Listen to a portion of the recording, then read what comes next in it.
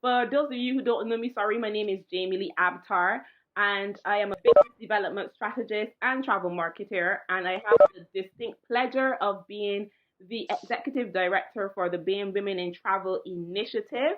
The BAME Women in Travel Initiative is part of the Women in Travel, which is a social enterprise founded by Alexandra Alonso that provides employability and entrepreneurship services to women and organizations and offer additional mentoring, networking, and inspiration through workshops and various events. So if you guys are looking for any additional support, or we just recently launched about a month ago, I think we launched our support circles, which is a great source of accountability if you are in need. If you would like more information on women in travel, please go to womenintravelcic.com for more information or any questions. And you can, I'm sure Desiree is going to drop in the comment section the link to the website and any other information for you guys. So please, guys, I want to ask you to push the conversation further. So please use the hashtag BAMEWithCIC or Lunch in Learn on Twitter or Instagram so we can push the conversation much further. Our Twitter account is WTM Women, and you can find us on Instagram at Women in Travel _CIC. Thank you. So to introduce our fantastic guest speaker for today, Yolanda Sheed Osei is the co-founder of Hey Dip Your Toes In, an award-winning blog that promotes creative digital Bluetooth connected. A focus on global travel and food culture. She has helped travel and food culture brands like Coca-Cola, IBM, Virgin Voyages, Etihad Airways, and tourism brands across the globe to tell their stories and create compelling digital content. Notably, her work has been featured in Forbes, Lonely Planet, House of Cocoa Magazine, Culture Trip, Matador Network, Voyager, Culture, Blogosphere magazines, and many others. With her authoritative voice on global travel, food, tourism, and influencer marketing, Yolanda has been sought out as a workshop facilitator, brand ambassador, guest speaker at events around the world, like the photography show, WTM London, Traverse, Borderless Live, TBEX, and TEDx in Morocco. Can we have a round of applause for Yolanda, guys? Fantastic, Yolanda. Fantastic, Yolanda. I am so happy to have you here on the Lunch and Learn session. And thank you so much for taking your time out to come and talk to our community about a topic I know so many of us are grappling with now, and that is how to communicate during COVID. Before I get started with Yolanda, guys, as you enter the chat, can you kindly mute your line? Can you kindly mute your microphone to avoid any echoing? Thank you so much. Great. So Yolanda, fantastic to have you here. Hello, thanks for having me. So I want to talk to you about, so we're talking today about how to communicate during this uncertain time of COVID-19. The world in travel and tourism has changed dramatically. Ooh, sorry. Well, I think we still have some people with not muted mics. There's Jasmine that needs to mute her mic. Shernette needs to mute. Sagi should mute her mic. I've muted them. I'm muting them. I'm going through. Okay. They think we've got it. I've got a few of them. Yeah, I think they're all done. Yeah, brilliant. Great. So there's no denying that we are in tough times, Yolanda. But as people around the world are adjusting to the new normal of social distancing, small business owners, creators, social media managers are scrambling to pivot campaigns, adjust content calendars, and come up with new creative ideas to market their products or services. What would you say are some of the guiding principles for posting or not posting during this time?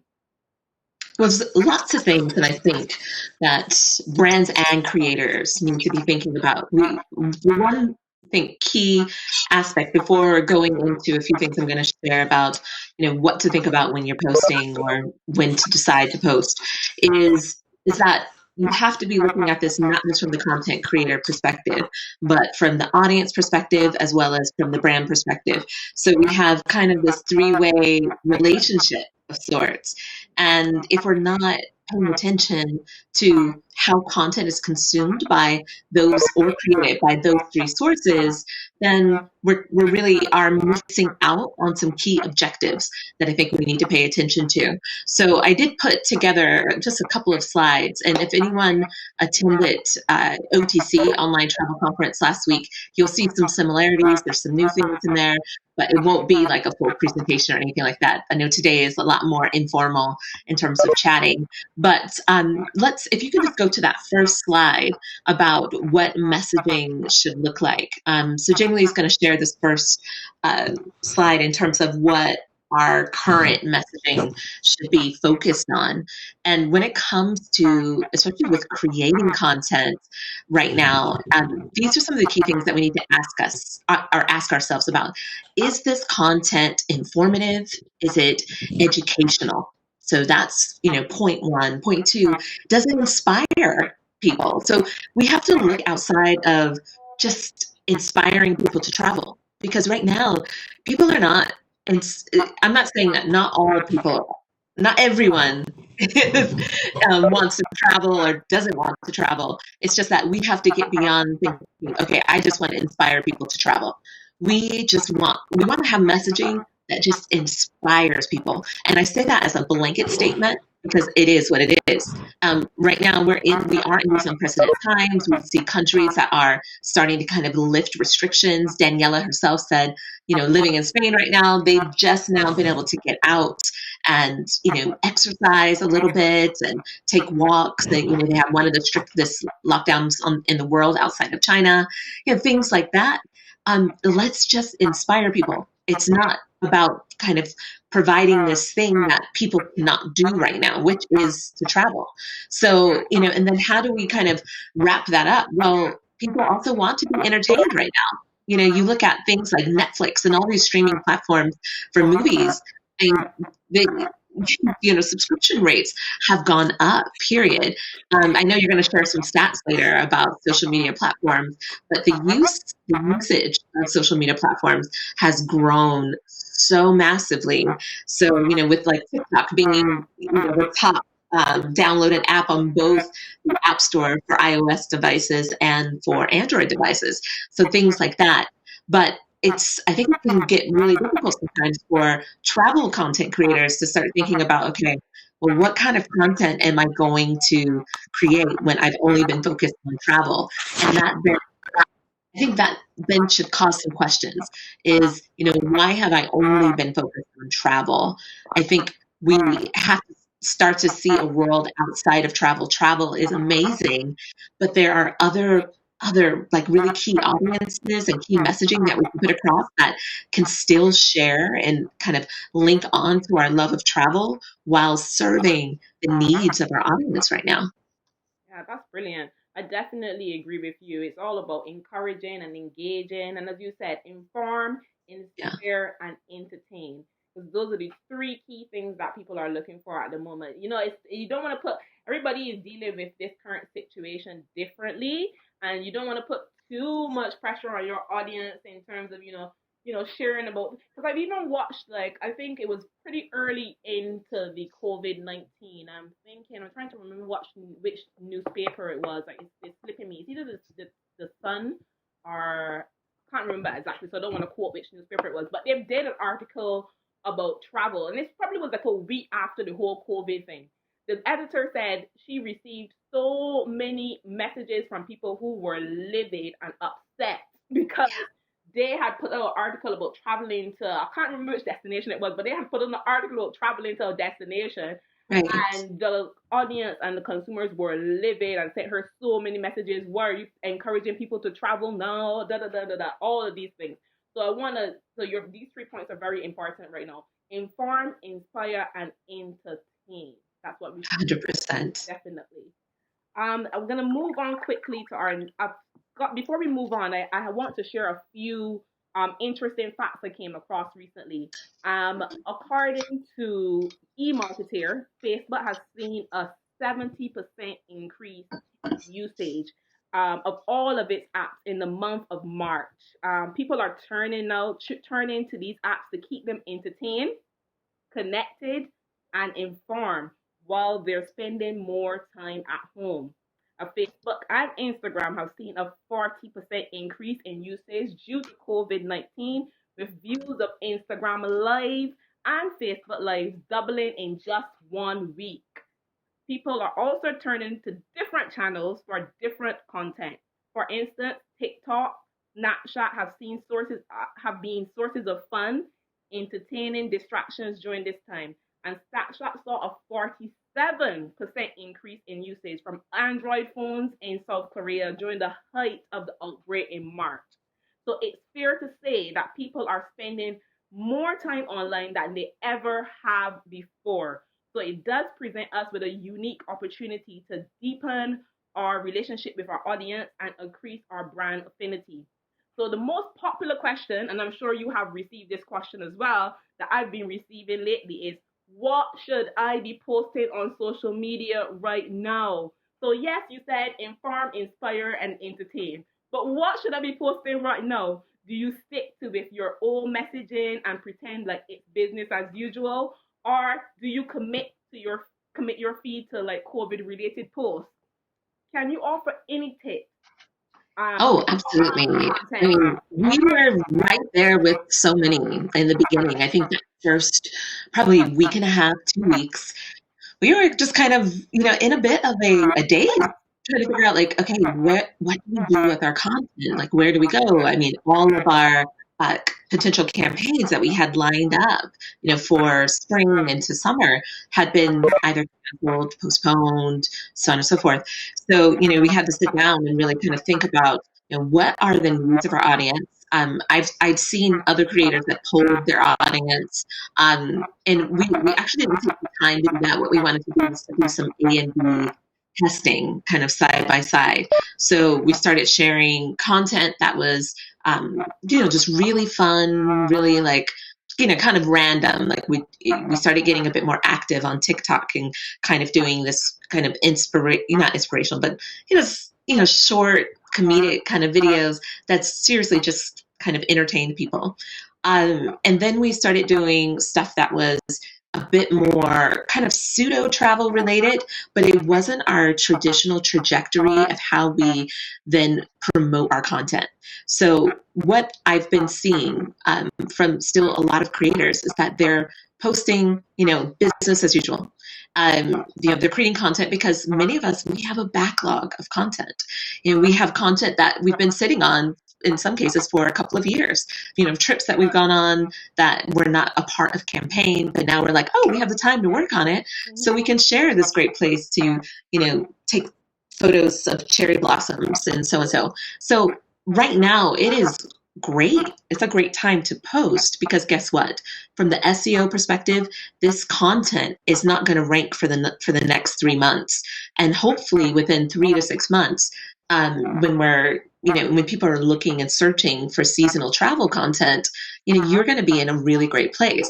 But therein lies the problem of social promotion and promoting that content in the same way and in the same package that we've been doing traditionally before. So it's always been, oh, here's a great place, to check out, or, here are the top 10, da da da, or here's your ultimate travel guide.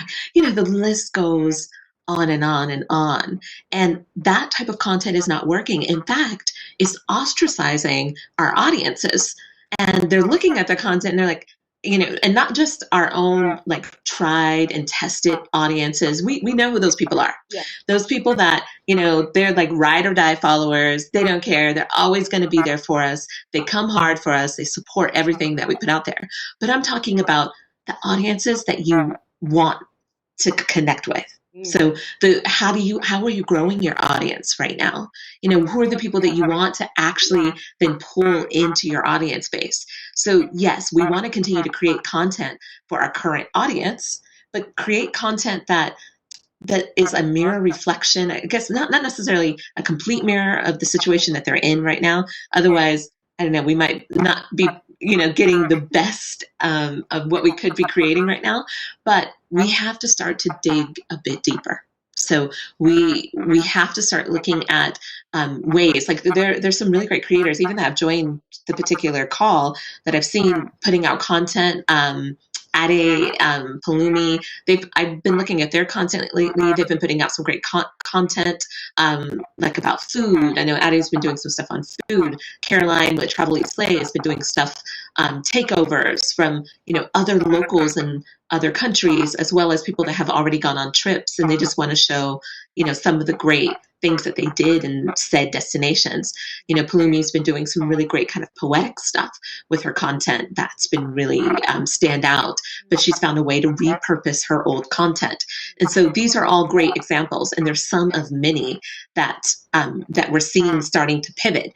But again, I want to see creators really stray away from like serving on a plate the content that they used to serve.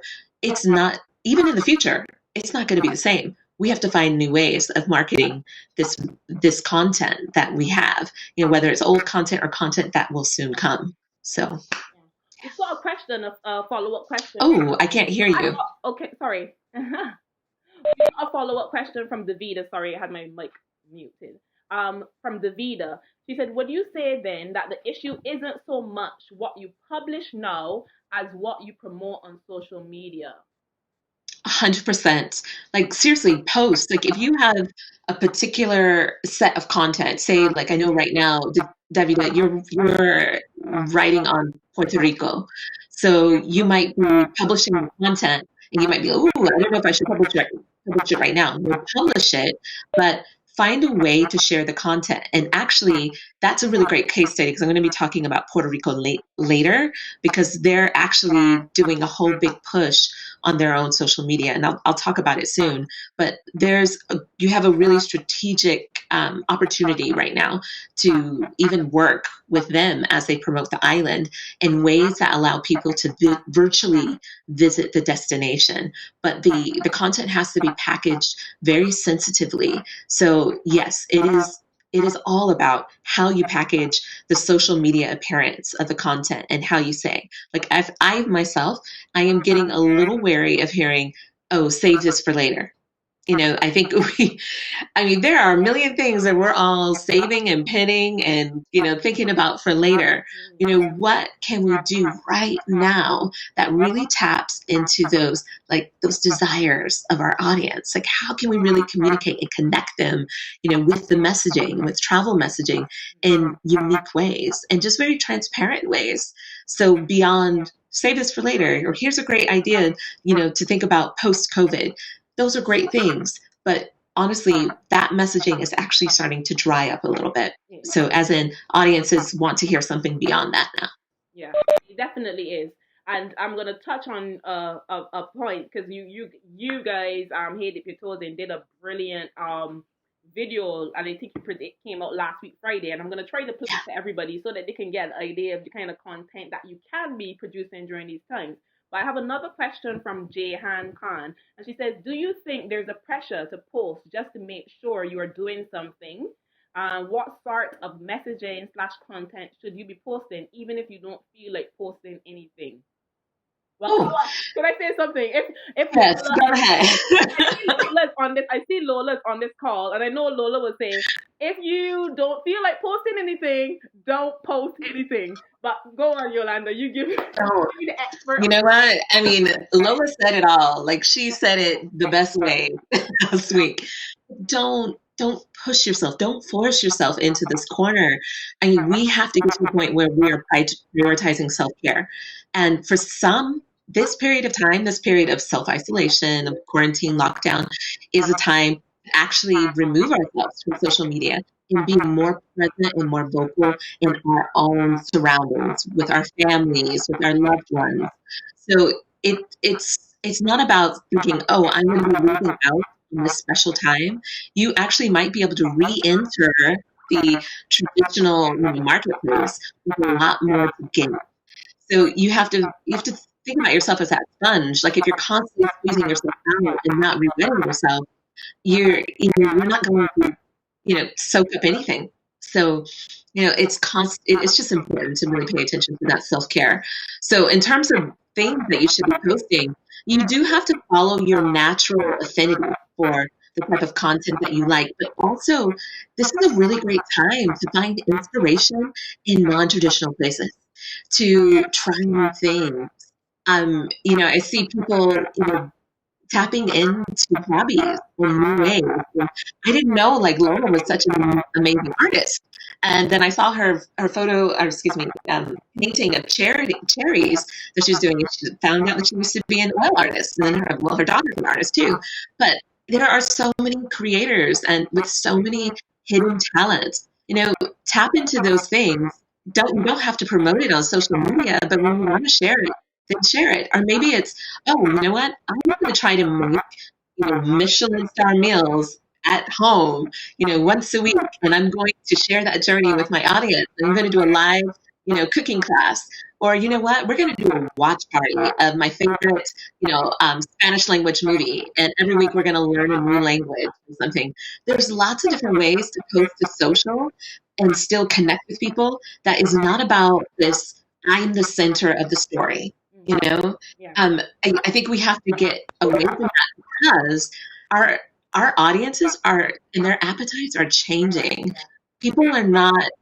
This is just what I'm saying, and everyone on this call might have different experiences, but I'm starting to see that audiences don't want to see us as the center of the story. They want to see a bit more, and they connect with content that is not just about our narrative.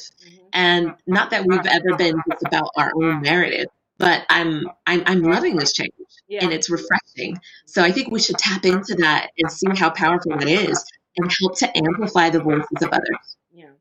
I want to just pinpoint something that Ursula said that she succinctly put it very nicely. A lot of travel content now is noise. So if you don't, sorry, I lost it. A lot of travel content now is noise. So if you don't feel like posting, don't. Be true to yourself.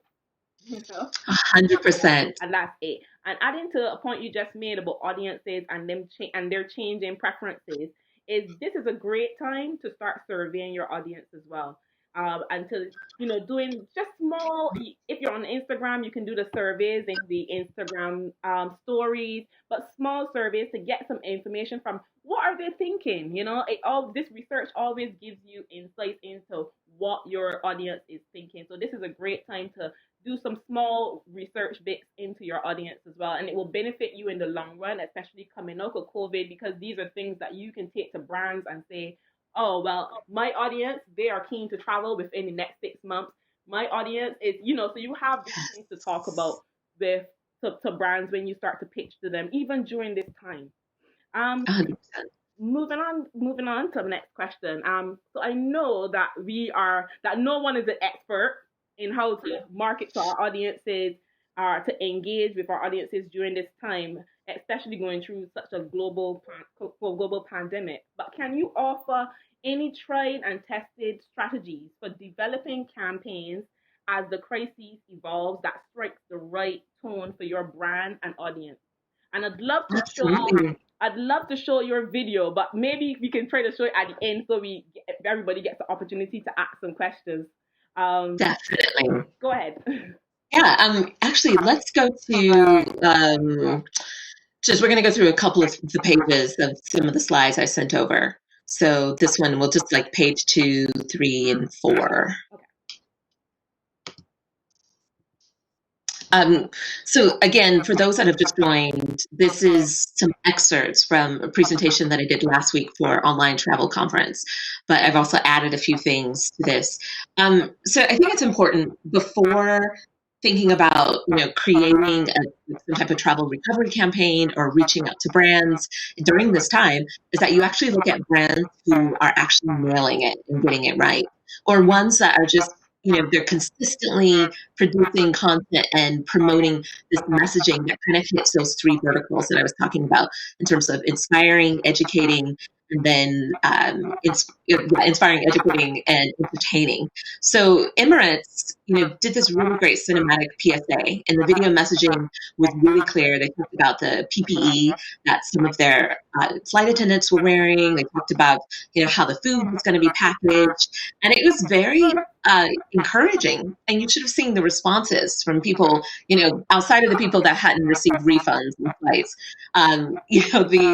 The rest of the comments were really encouraging, and they're also one of the first airlines to offer rapid testing for COVID rapid testing, and so people were really encouraged, and they're like, oh, this is going to be an airline that I'm going to first book when I can travel internationally, things like that. So what they did was they created more brand advocacy through really informational and educative type of messaging. And then you have a brand like Visit Estonia, and they've done this whole tongue-in-cheek campaign that has been really inspiring, though. So if you notice they say, stay the F home. It's like, and the thing is that the hashtag wasn't something they created. It was a hashtag that was already trending, and they just decided to kind of hop onto it. And you should have seen the responses that came back, from people that were saying, oh, Estonia as the first European destination I'm going to be traveling to. I can't wait to go to Estonia, so on and so forth, to the point where that particular tweet is still performing well. And that has been since, mid-March. And then, lastly, I brought up, was Discover Puerto Rico that I brought up a little earlier. And they're doing amazing. And in fact, Omo and I just took one of their salsa lessons this weekend. So they're doing great because every single week they are pushing out classes, virtual experiences, and a way to bring Puerto Rico to the globe. And they've been really clear with messaging, engagement has been great. But it's been the nature of the content that they're trying to put out. So not only have they put out this really inspiring, informative content, it's been entertaining, but then they've repurposed the content across so many platforms. So now you could go and you can see all of these different classes, in a playlist on YouTube, and then you can rewatch it. Some of the content has been repurposed to podcast. Other ones have been repurposed to IGTV, so on and so forth. So when you talk about, a distribution type of strategy, they've really nailed it in terms of their messaging. But, what about creators? So we're going to move on to the next slide. There is different creators. And my list has expanded since I first did this research about a week ago. Creators like Pax Light, she's been doing really informative resources that she shared with her followers across all of her different platforms for people that might need, work from home solutions, or those that want to do, that want to basically scale their income a bit more. She's really doing great with providing loads of resources for creators and those that are just working from home right now that might be struggling.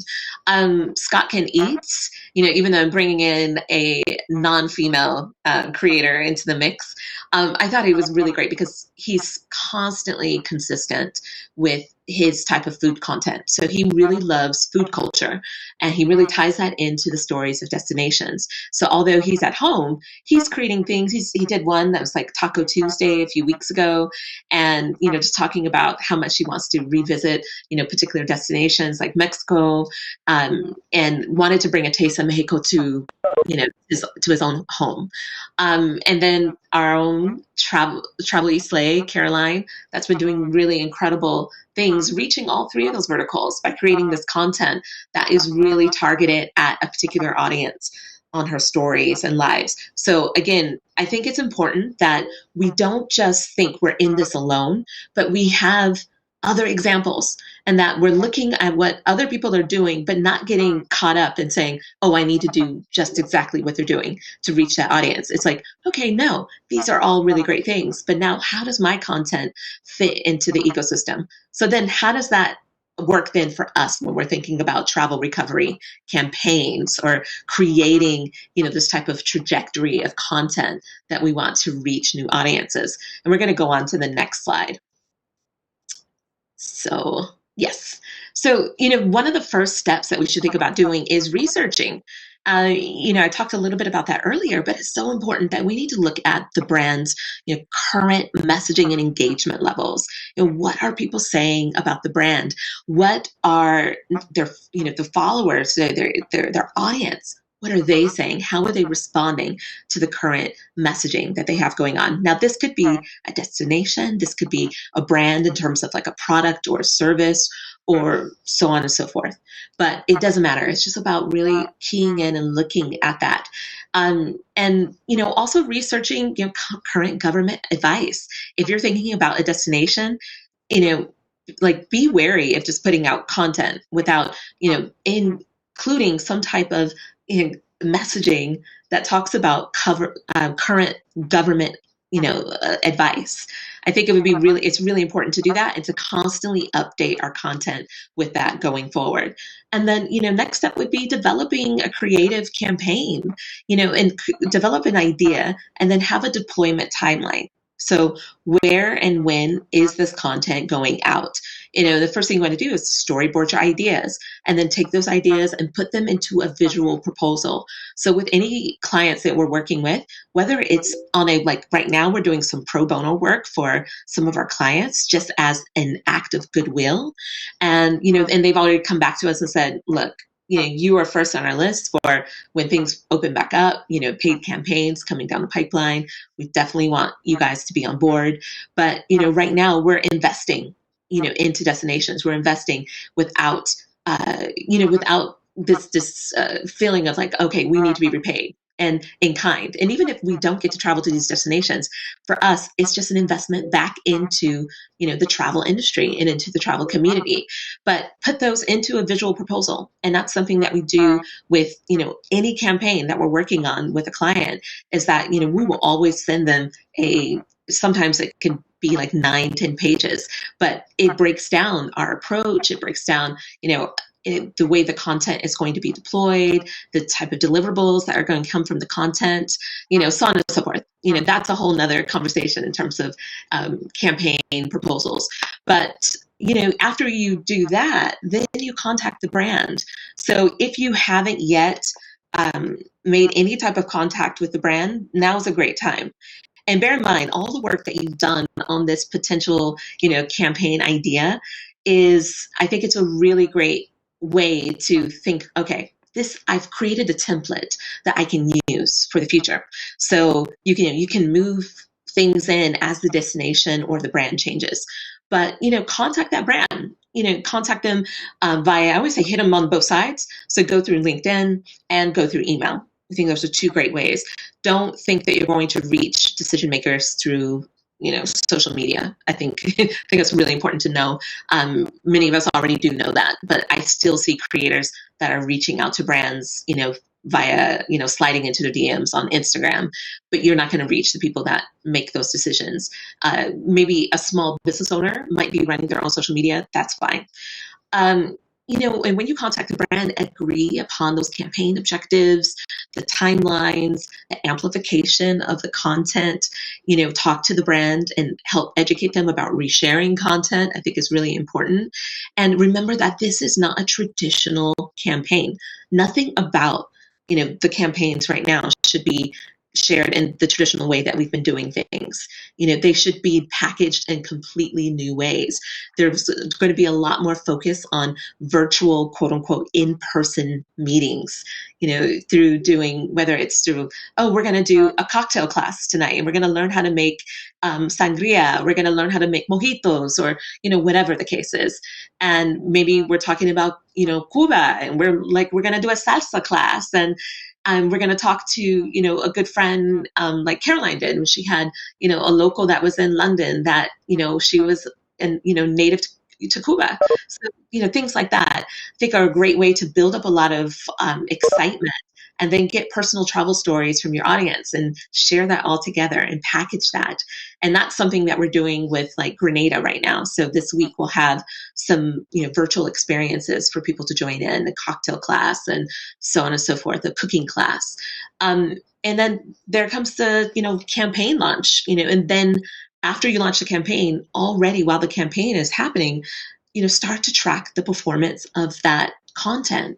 It is so important, screenshot DMs and comments that have been really evocative and ones that demonstrate conversions. I think that's really important, and not just traditional conversions. We're talking about conversions now, the conversions of 2020, meaning people that are like, hey, this sounds amazing, or this really inspired me to want to think about this destination for, right after lockdown, things like that. Track those conversations and compile them into a report, and then give that to your brand partner. And so, yeah, I think we'll stop right there for now, because I know there's some comments and stuff coming in, and I can be a bit long-winded and when I talk. No, it's all great. It's all great content, and I hope you guys are sharing these great ideas on Twitter and on Instagram as well, to spread the message much further, because that's some really great advice that you just shared with us, Yolanda. Let me just scroll through the comments quickly, because I saw one or two, but they've disappeared now. I do remember seeing something from Anne Marie. If you're on the call, feel free to unmute. So she says, I think this is the best time for travel brands to show us. Sorry. I think this is the best time for travel brands. Sorry, I lost the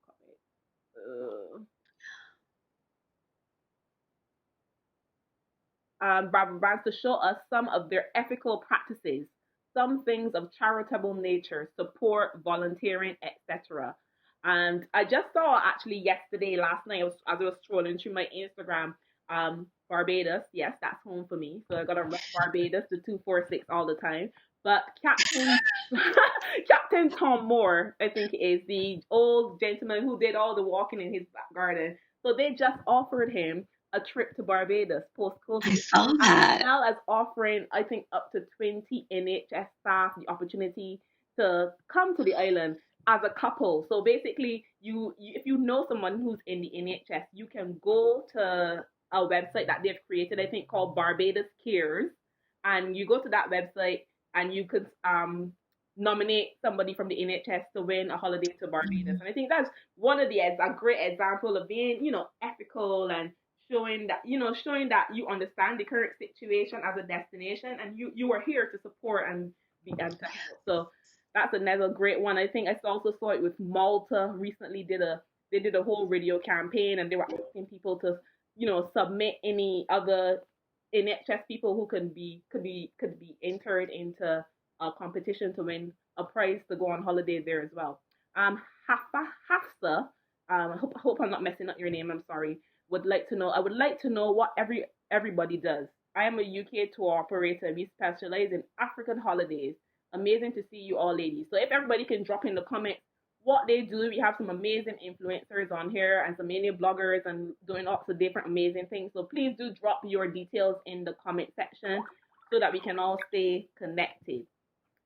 So Yolanda, as an influencer, and you touched on this a little bit earlier. So if you're an influencer who has had your campaigns put on hold and you're starting to think about creative ways to keep up your sponsored content, do you think it's worthwhile to reach out to your past clients and most admired brands to see how you can help, and what would you suggest as the best approach?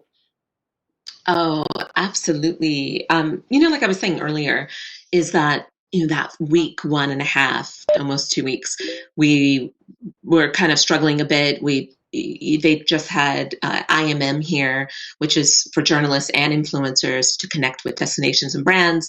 And it was really profitable for us. It was a really great experience. But everything just went, after that, because you would expect this traditional trajectory of, talking about how campaigns are going to work, so on and so forth.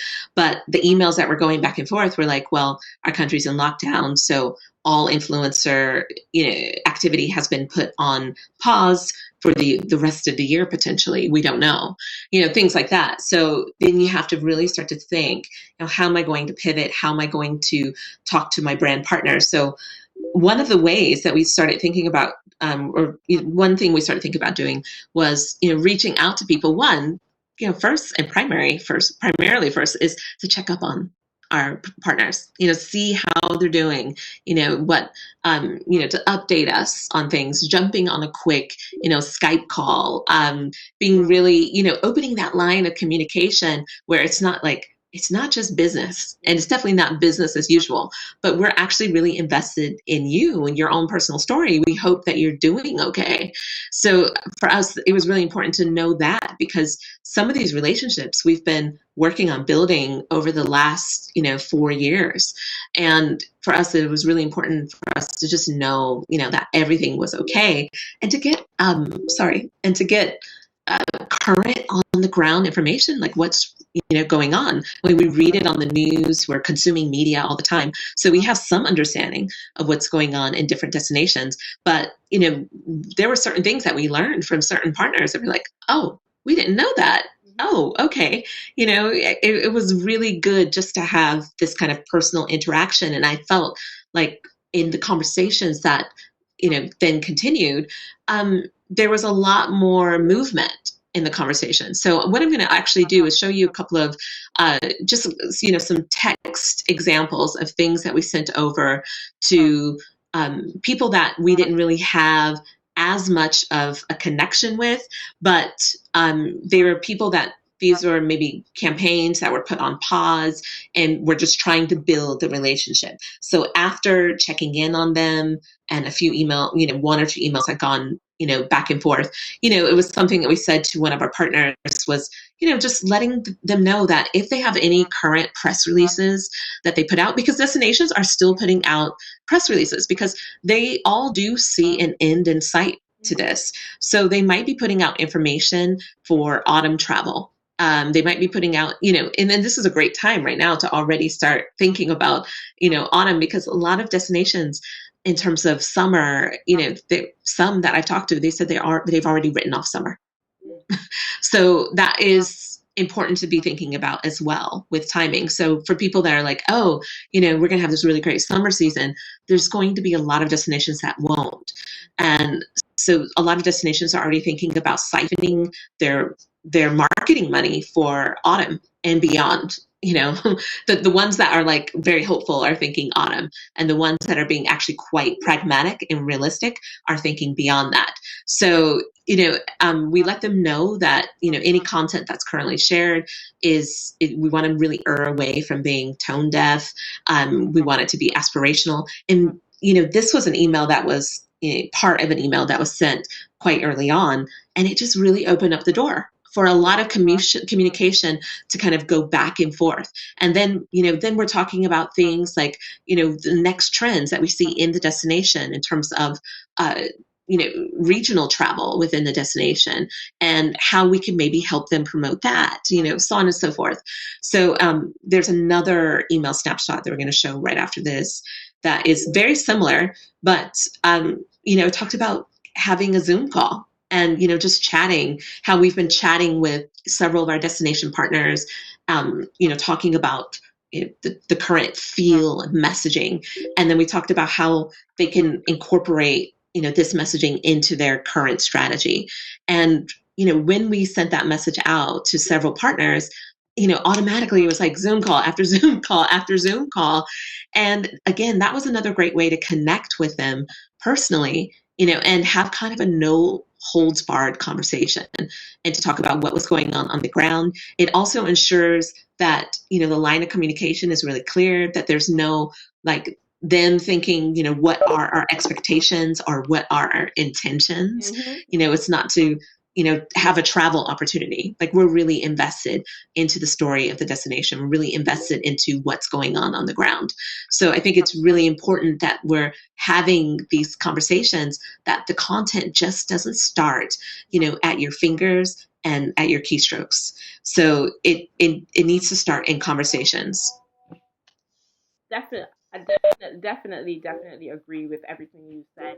And the more, as you said, the more you talk to people, you also see opportunities that you can assist them with or help them with, and people appreciate this. Brands definitely appreciate this, and you will be the first person once things start back that they will be looking to contact and work with and do projects with, because they see that you're committed to them even during this hard time.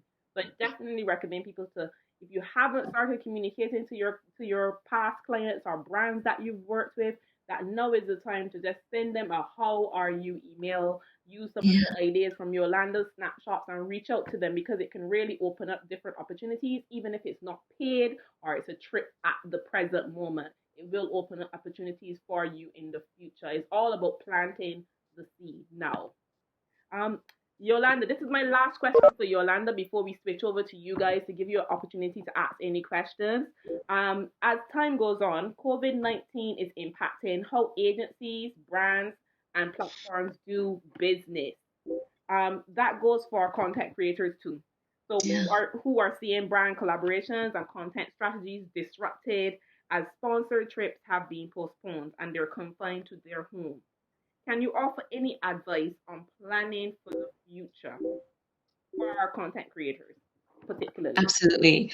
Um, Part of it goes into the realities of the situation that we're in. Is, I'm still hearing kind of a general discussion of, well, maybe summer, maybe this. If I think we have to go beyond just thinking, of our own, thinking about our own natural affinities for wanting travel.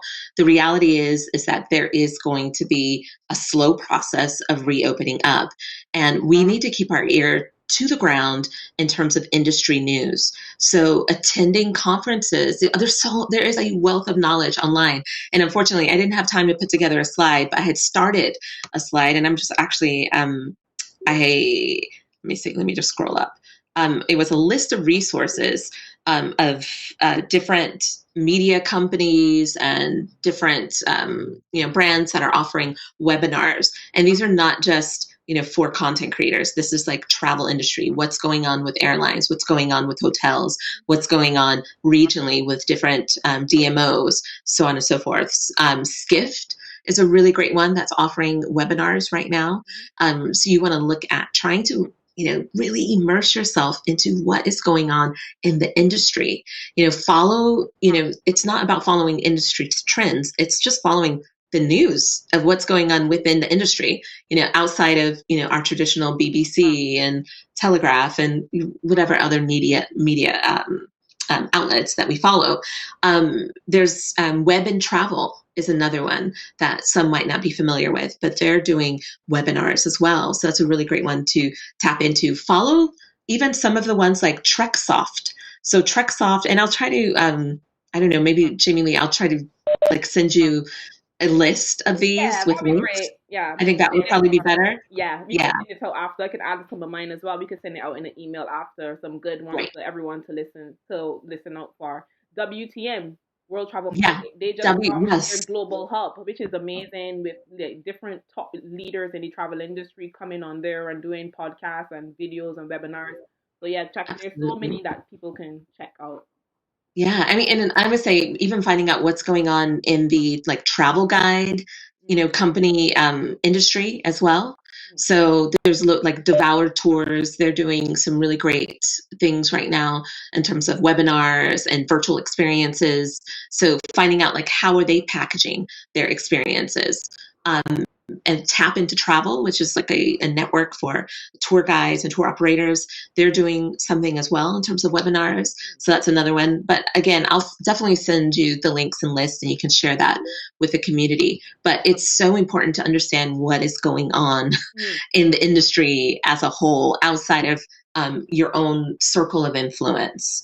So immerse yourself in that. Like last week, I was completely blown away by the experts that were speaking for the OTC, live conference. I learned so much about what's going on in the airlines right now, and what's going on from the hotel perspective, and then what's going on in the tech industry.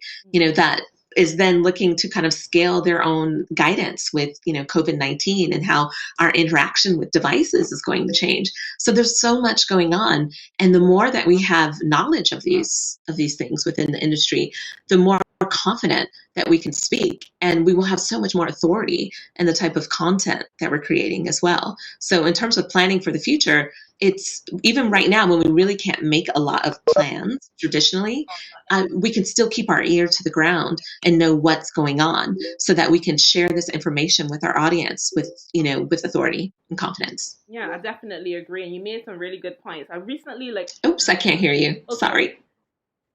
Thank you. Some really great points. And recently I shared, I think it was a video on Instagram, and it was all about how to find opportunities right now are looking towards the future. And one of them was to definitely look for the gaps in the market, stay on top of the travel and tourism trends and what's happening in the industry, join the different associations from ABTA, the ITTs, follow all of those different platforms and channels so that you are on top when it comes to what is happening. And that helps you with observing the trends that are currently happening as well. And how can you solve problems? What problem can you solve?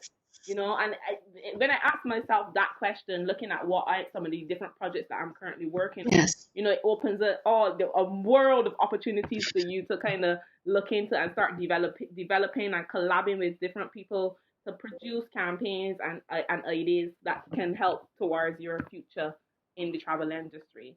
So I'm going to open up the floor to any questions. Does anyone have any questions before I see lots of talking, communication happening? So much going on. Lots of chatting happening. Does anyone have any questions? Yes, I did have a question. I typed it in the chat. But hi, Lola. My question. Hi, ladies. Hello. No, this was fantastic. But my question really is, in terms of working pro bono right now, with current clients and partners, how do you find that sweet spot, right, of giving too much, devaluing the work versus maintaining and nurturing the relationship? Because I'm also in the same boat, with some of my clients kind of, giving stuff away, but also trying to not give too much away, because then when the money comes, then they go get the ones that were hard to get. You know what I mean? So it feels so. How do you find that balance? No, that's such a great question. I saw it pop in and I was like, oh, I hope we get to address that one, because that's so important, because this is also a time where I feel like there can also be companies and partners that might not come across in this kind of, reciprocity mindset. They may actually try to take advantage of you. And so it's important to, kind of look, so you just kind of have to scale back and say, okay, what type of content are they, quote unquote, asking for? Like if they actually are coming to you with deliverables and kind of, actual saying, okay, this is what I want, or this is what I could really need, I need these photos, I need this video. That's actually, I think they really are taking advantage of us, if they were to come to us asking for those things. But if it's a very natural relationship where it's been initiated by you and you're providing the measures, you're providing, this is what I'm going to give you, this is when it's going out, this is, when you're in almost complete control of this, then it's, it's kind of your playground, and you get to say how much you can give and how much, you in a sense, how much you want to give away for free. But the other part of it too is then signing some type of agreement. And that's something that we've been really insisting upon too, is saying that, we tell the partners, like, although right now we understand that, there's not budget for this, is that, we need to see this budgeted within the first 2 quarters of 2021. And most have said, no problem. That is not a problem. They've, sent it up for approvals and it's been fine. And then, we'll submit our invoice and post date that invoice. So things like that definitely can work. But when it it's quite loose and there's no agreement around, the arrangement, then yeah, it's kind of left up to, lots of misunderstanding. So I think you have to then make those own personal choices. So for us, what we've said is that we don't want to have to try to create loads of new content. We want to repurpose content. So in ways that, we can use old video, as long as it doesn't take us, beyond a certain number of hours to try to create, things like that. We're just kind of putting our own checks and balances in place. So yeah, I think for us, that's what's working. All right. Thank you. Excellent. Yeah, no problem. Thanks. Great question.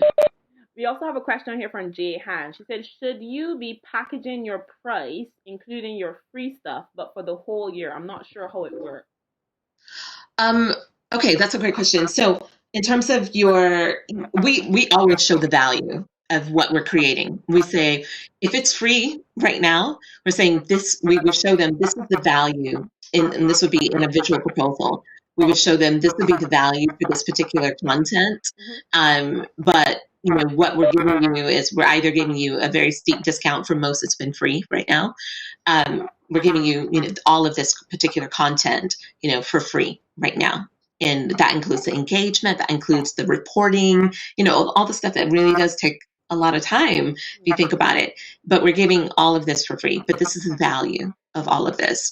And so then, when it goes into then taking that and saying, okay, they want to bring us back out, maybe to the same destination, next year, then what we do then is then come back with a second part and like an addendum to that particular proposal. And we then say, okay, this is how much, this particular content, would cost. For some, they want it right now. They want to see, they're like, okay, well, sorry. They want to see, how much is the content going to cost in 2021? And so then, we show them, we say, okay, this is what you get for free, but this is what you would get if we visit the destination in 2021. Fingers crossed, everything is fine with international travel by then. So, then they say, okay, well, let's go ahead and let's sign the contract. Because for them, they're kind of getting a 2-for-1 deal. They're getting a whole package of things for free, and then they're getting all of this. So it's like 50% off when you think about it as a marketer. So they're thinking about it from the marketing perspective, and they're like, this is a great deal. We're getting all of this for, 50, 60% off. So of course we'd be more than happy to invest in it, and we don't have to pay you right now. It's a win-win, things like that. But let's also talk about from the creator standpoint, who is not right now charging for their services, so you're thinking about, oh, I want to work with a destination or a brand. I'll try to keep this as quick as possible. But I want to work with a destination or brand. I'm not comfortable, charging them right now for my work. Just make sure you're not being taken advantage of. Still sign an agreement, but making sure that they're then bringing you out to the destination the following year, and that you then that they don't try to stretch you for deliverables. So already, make sure you list the deliverables even for the future. So whether that's a paid campaign or an unpaid campaign, both parties should benefit from the agreement, period. Definitely agree. You made some really good points. And that is why one of our sessions coming up is all about collaboration over competition, but how to secure the bag.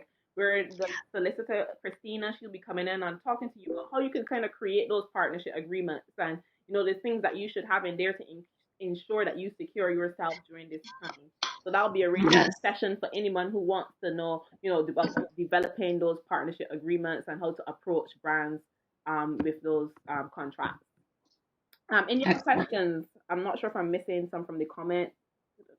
I'm seeing. Any other questions from anyone in the audience? There were a couple from earlier in the chat that I have. Okay, you want to read them out? Yeah, Hafsa, sorry if I'm not saying your name correctly. She wanted to know where she can find some of your videos, Yolanda. Okay, so I think that's something I'm working on with one of my projects, personal projects. So there's a lot of videos that we don't have uploaded yet, but we have a backlog of things that we're going to be launching on YouTube. If you're a creator that wants more kind of like behind the scenes type of tutorials. We have a series going on right now on IGTV every week, and you can watch the backlog of videos there on IGTV at Dip Your Toes In. So every week, I think for the last 4 weeks, we've had a different guest in the creative industry talking about, their creative process, and then teaching, something very practical during that particular lesson or tutorial. So you can find that information there. And then, like I said, some of this will also be going on YouTube. Brilliant. We also had one from Adebola. I'm just trying to find it back.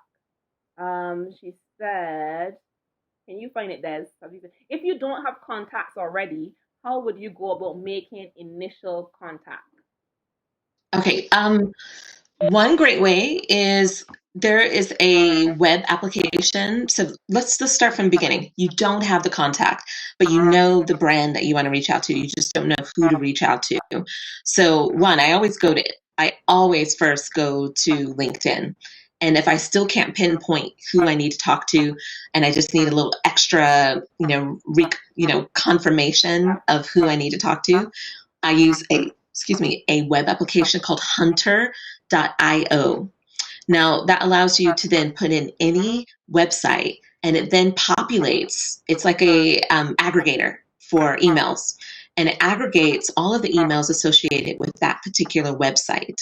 And so you're going to get a whole list of them. And then what it also does is, with that particular email, it lists the different like web pages, posts, or anything that might be associated with that particular email address. Whereas maybe they've published through WordPress, or something, or they've been listed as a point of contact in a particular article. So that's another great way to kind of double check and make sure, who you might be talking to. But the other side of that is that sometimes they don't list names for that particular email address. So you have to kind of guess. I always say err away from just, emailing an info at, email address. Like, try to look for contacts. And that's why I say LinkedIn is such a valuable resource. Use it to your full advantage. You will find those contacts. Yeah. LinkedIn is definitely the golden ticket. I definitely recommend LinkedIn over and over again.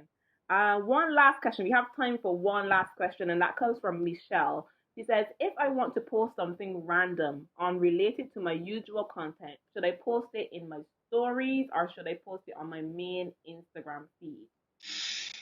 That's a fun question. Honestly, it depends on what kind of content it is.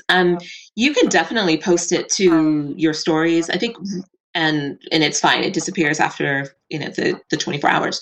But on your Insta feed, I'm seeing a trend in random content that's even coming across on feeds. I think people are not expecting this trajectory of posts that are connected and visually are connected by color palettes and all of this. I still see some creators doing that. And honestly, it actually kind of deters me away. Like, I'm not looking for that type of content right now. I give you an example. I did it's a random TikTok video, and it didn't perform very well on TikTok, but it was me dancing in the kitchen, about trying to release stress, and then me cleaning a microwave or something. And I was like backing it up on the microwave. And that particular, video, like, had, within a few hours or something, had like, a couple thousand views on Instagram. And it was like the worst quality video ever. But I was a bit like weird about posting it, because I was like, it's random. It's not the traditional thing we would share. But then it had like 161 comments. Like, people were just like, oh my gosh. And I'm thinking, do I need to just post weird random dance videos every day, on my Instagram feed? But you do. Like, the comments agree. The comment section agree, because we all love that one with you backing up in the kitchen. We loved it.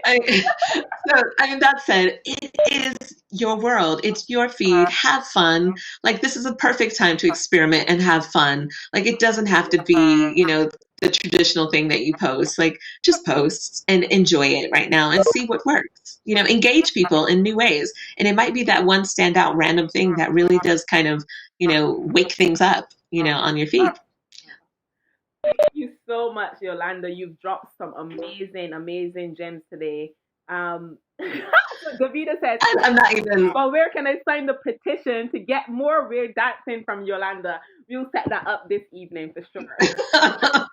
But Y'all are too much. thank you so much for dropping all those amazing gems and sharing with this community. I know we all appreciated it. And from the comment section, we're saying thanks, loads of thanks for you coming and taking the time out to share with us during this session. And I just want to wish you much success during this period. I know you will be fantastic. And thank you so much, Yolanda. Everybody, you can find Yolanda at Hey Dip Your Toes In. On Instagram, it's Dip Your Toes In. You can find her, all of her fantastic stuff there. Do check out her school days. Is it correct? School days. Yeah, school days. Tomorrow afternoon. At what time does it come on? 6 p.m. It comes on at 6 p.m. Mm-hmm. Always fantastic content. If you're a content creator, some really good info she shares on there. And for those of you on Friday, there's also the She's Wonderful Virtual Summit. You should definitely check out some. It's going to be a great one. Great sessions that they have on board. Next week, now we'll be talking about your IG community. I'll announce who our speaker with later this week for next week, and then that will be followed by collaboration over competition. So we have some exciting sessions lined up for you guys in the coming weeks. So thank you so much for joining in, and I look forward to seeing you next week. Bye. See you guys. Thanks so much. It was so much fun. Thank you so much. Thank you. Wow. Thank you.